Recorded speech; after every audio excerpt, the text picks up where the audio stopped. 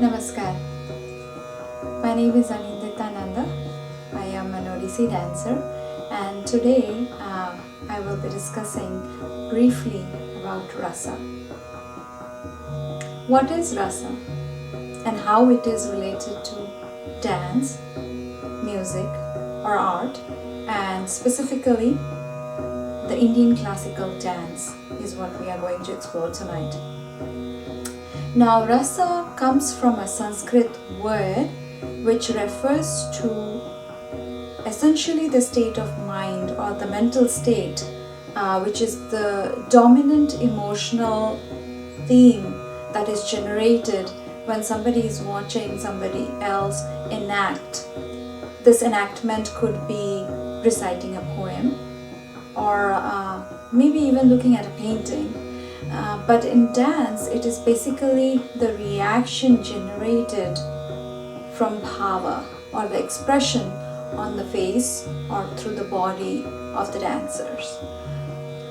Although it is very fundamental, the concept of rasa is very fundamental to all different kinds of art in total, but it has a very significant importance in dance especially, and more so in Indian classical dance, because Indian classical dance comes from a very strong history or strong presence in mythology or storytelling. So taking all these aspects into consideration, the rasas have been created or the rasas have been defined in Natya Shastra, which is the book.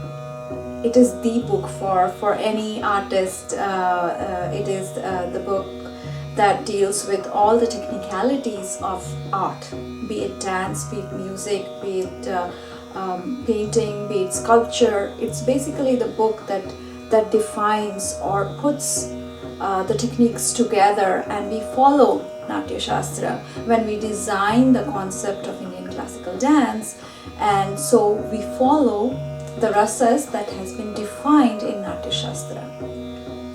Now, from my understanding of Natya Shastra, in the beginning, this was written between, I believe, 200 BC and 200 AD, and there has been various simplifications or versions of it which has been interpreted for us throughout the generations.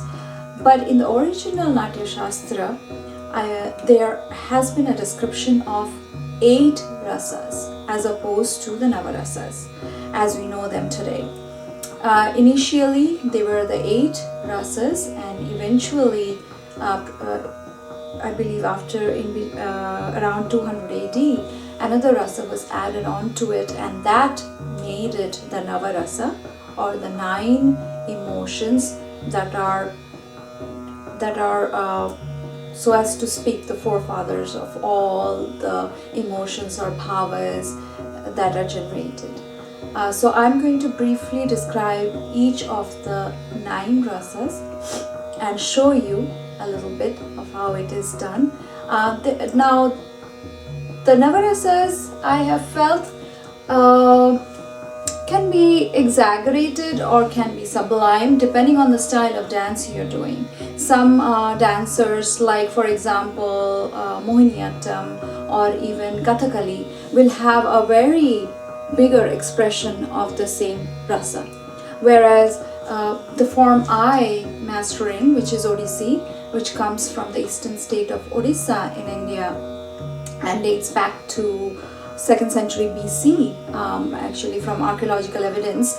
Here the rasas, even though they are portrayed in the same manner or in the same vocabulary, the intensities varies, and also how they are depicted varies slightly. And then again, I have felt like it also varies based on the region a little bit. So I hope you enjoy the presentation to follow.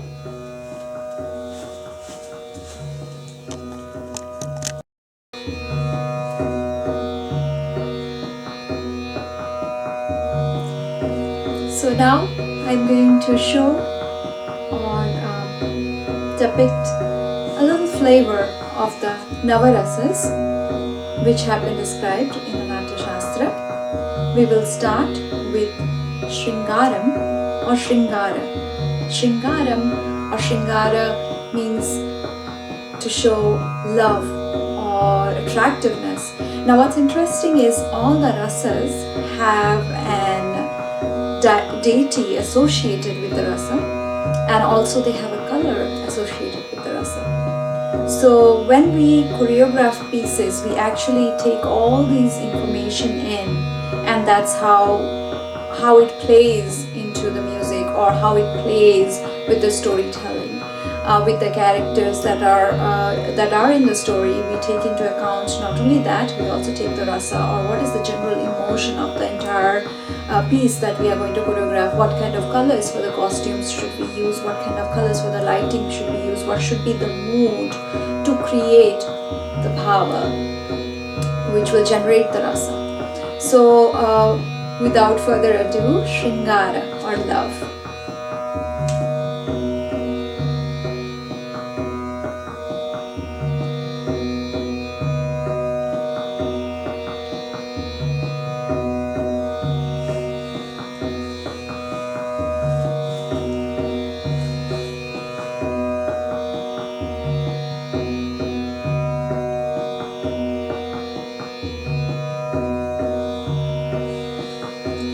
Now it can be a man or a woman. Irrespective of that, obviously the depiction will be a little differently. A man is probably going to be Shringara.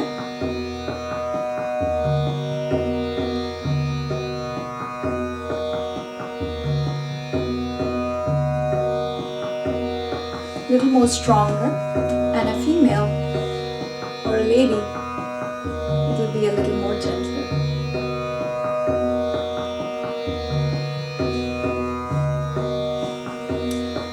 Now the color for Shringaram is green, and the presiding deity is Vishnu. Next is Hasya. Hasya means laughter, mirth, comedy. And the color for Hasya Rasha is white, and the presiding deity is Ganesha. Hasya.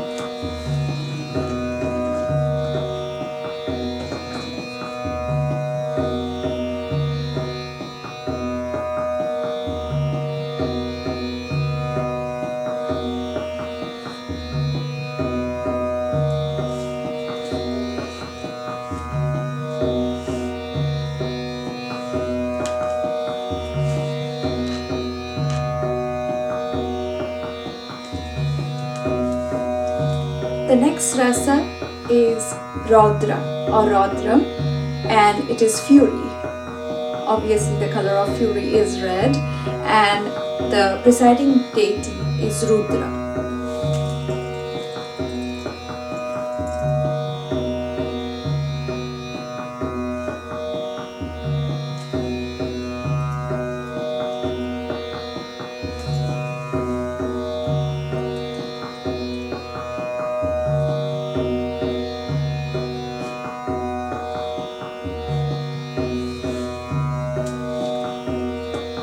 Next, it is Bibhatsa. Bibhatsa is Tiraskar, aversion, disgust. And the presiding deity is Shiva, and the color is blue. So, Bibhatsa.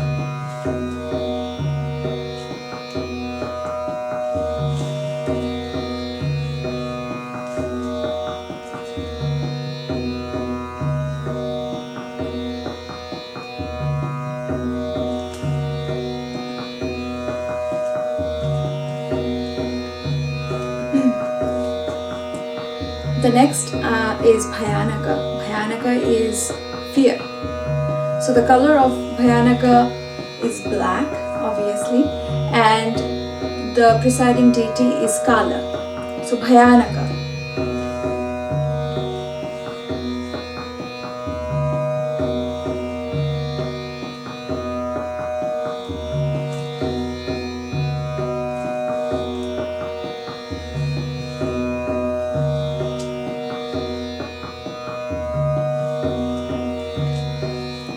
Next we have Veera, is bravery, and the color is wheatish, and I believe the presiding deity is Indra. So Veera.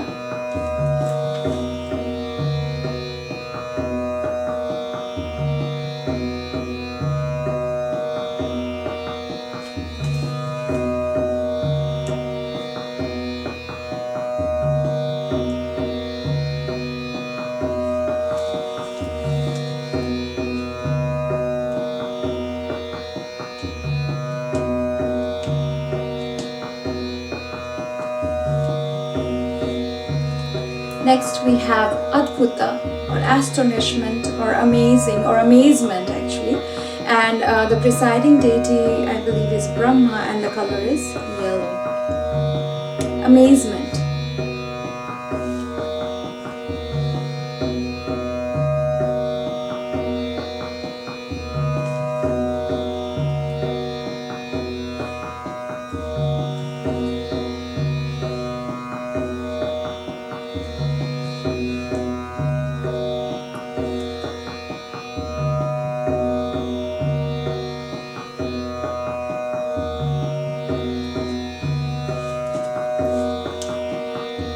So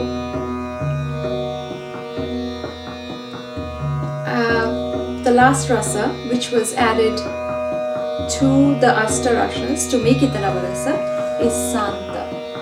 At the very end, calm, peace, tranquility.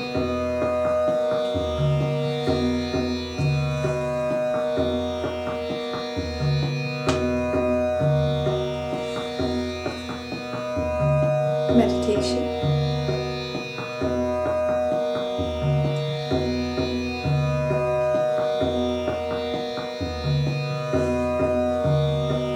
So as you can see, this is just the tip of the iceberg. There are many